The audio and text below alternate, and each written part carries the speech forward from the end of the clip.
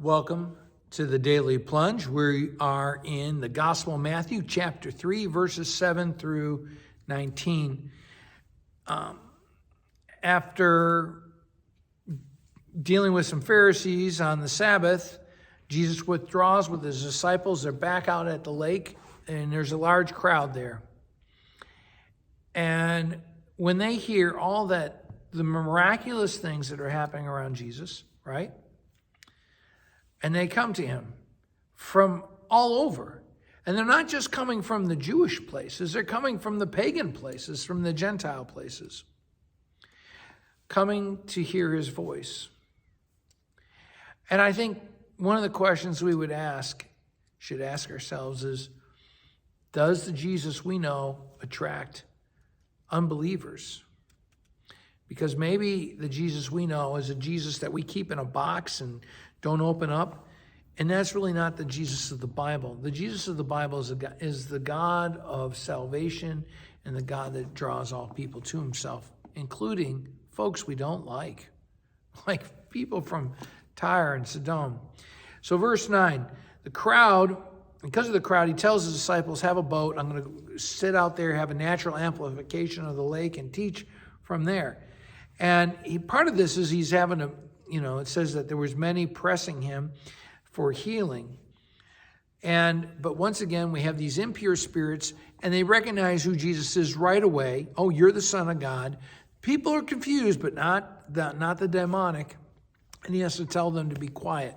There's a secrecy motif throughout the Gospel of Mark, because you really can't know who Jesus is until you get to the other side of the cross and the resurrection. That's part of the reason why he says, don't say anything. People can't figure it out yet. And they're not going to figure it out correctly until I get through the cross and the resurrection. Now, it goes on that he appoints the 12, starting in verse 13. He goes up on a mountainside and he calls the ones that he wanted. It's not people choosing him. He's choosing them, right?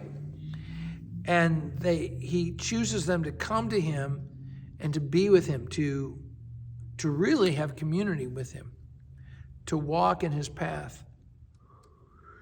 And it says in verse 14, he appointed the 12 that they might be with him, that he might send them out to preach, and they would have authority over the demonic. So think about that one more time. When Jesus calls you to a faith relationship with him, he calls you first to be with him, spend time with him, be intimate with Jesus. Secondly, he calls you so that you be of his purpose, that he could send you out and send you to do what? That you might preach the word, that you would share the word of God, the word that frees people from this broken life. And lastly, that they would have authority over demons. Now, where does this authority come from? It doesn't come from us, right? The authority to cast out the demonic comes from Jesus Christ and from his life and from his word. And so